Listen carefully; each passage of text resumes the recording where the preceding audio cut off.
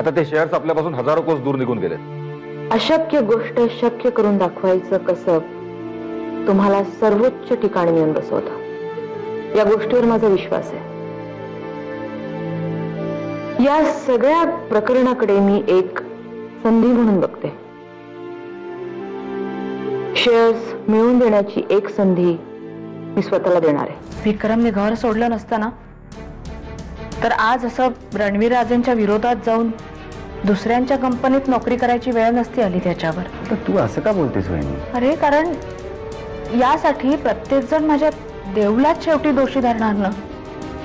विक्रम जर देवयानीच्या प्रेमात पडला नसता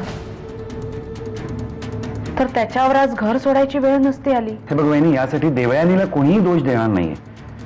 तू उगाचच वाईट नको वाटून घेऊ. ज्या गोष्टींसाठी भैयासाहेब एवढा खटाटोप करतायत त्या गोष्टींबद्दल तुला किंवा मला कधीच आकर्षण नव्हतं. मग असं नाराज होऊन आयुष्यातली चांगली वेळ आपण का वाया घालवायची? रागिणी, आपण त्यांच्या अध्यात्मध्यात नसताना ते आपल्याशी या थराला जाऊन कसं काय भागू शकतात? या गोष्टीचं उत्तर तुला नीतिमत्ता जपणाऱ्या माणसाकडनंच मिळू शकतं, भैयासाहेबांकडनं नाही. मला तुला फक्त एवढं सांगायचं आहे की ही इंडस्ट्री कशी आहे हे तुला चांगलंच ठाऊक आहे.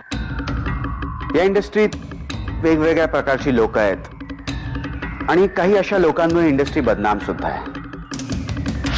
श्रावणी या सगळ्या गोष्टींपासून दूर आहे त्याचं कारण म्हणजे तुमच्या घरातले संस्कार. पण मॉमी, जर उद्या श्रावणी बरोबर काही भलतं सलतं घडलं, तुला कळतंय ना मला काय म्हणायचंय, तर तुमच्या घरावर काय संकट कोसळेल याची कल्पना मला आहे. यो तू नक्की कुणाबद्दल बोलतोयस? पहिली गोष्ट म्हणजे तिला हे सांगू नको की मी तुला फोन केला होता, कारण मला तिची काळजी वाटते म्हणून मी सांगतोय. तिला जरा समजाव की पर्सनल रिलेशन्स आणि प्रोफेशनल रिलेशन्स मध्ये गडबड करू नकोस. ज्या पद्धतीने आम्ही तुमचे शेअर्स मिळवण्याचे प्रयत्न केले ती पद्धत चुकीची होती असं तुमचं मत आहे, म्हणून तुम्ही नाराज आहात. पण तुम्ही स्वतः कधी राजे शिर्केंच्या कारभारात लक्ष दिलं नाही. त्यामुळे तुमच्याप्रमाणे भावनिक न होता आम्ही तुम्हाला स्पष्टपणेच विचारतो, तुमचे शेअर्स तुम्ही आम्हालाच का नाही विकत? तुम्ही मागाल ती किंमत आम्ही देऊ. भैयासाहेब, आम्ही भावना विवश होणं ही तुम्हाला तुमचे शेअर्स डील करण्याची संधी वाटत असेल तर सॉरी. आम्हाला असं वाटतं की आम्ही इथे येऊन चूक केली. येतो आम्ही. यो म्हणाला तुमच्या श्रावणीला सांभाळा. आतापर्यंत मी तिला खूप मदत केली, आता यापुढे मी तिची काळजी घेणार नाही. तिला त्या केटी पासून दूर ठेवा. म्हणजे काय समजायचं आपण? विलाशा, जे काय विचारायचं ना ते शांतपणे विचारू शकली असतीस ना. तुम्ही तिच्याशी शांतपणे बोलता ना तेवढं पुरे आहे माझ्यासाठी. अगं तो कोण यो, तो काहीतरी बोलतो फोनवर. उद्या कोणी काही सांगितलं तर आपण आपल्या मुलीवर अविश्वास ठेवणार आहोत का? श्रावू माझी मुलगी, मला तिची काळजी आहे.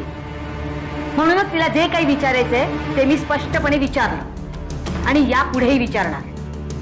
स्वर्गीय हंबीराव राजे शिर्केंनंतर हा वारसा पुढे कोण सुरू ठेवतो याची लोकांमध्ये उत्सुकता होती.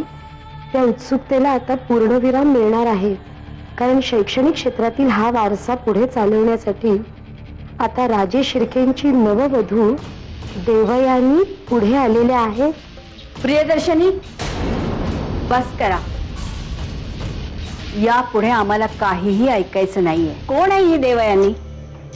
आमच्याशी नातं जोडणारी, राज शिर्क्यांची वारसदार म्हणून स्वतःचं नाव पेपरात छापून आणणारी कोण आहे ही? पण तिचा उद्देश तर चांगला आहे ना साईमा. उद्देश? तिचा उद्देश काय आहे हे आम्हाला चांगलंच माहिती आहे. तर आम्हाला असं कळलंय की ज्या कंपनीबरोबर त्यांची पार्टनरशिप आहे त्या कंपनीने एका फॉरेन फायनान्स कंपनीकडून 45 करोडचा फायनान्स उचललाय. सो व्हॉट, बिझनेस मध्ये अशा गोष्टी होतच असतात. पण त्यासाठी त्यांनी राजे शिर्के ग्रुप ऑफ इंडस्ट्रीजचे काही शेअर्स गहाण ठेवले.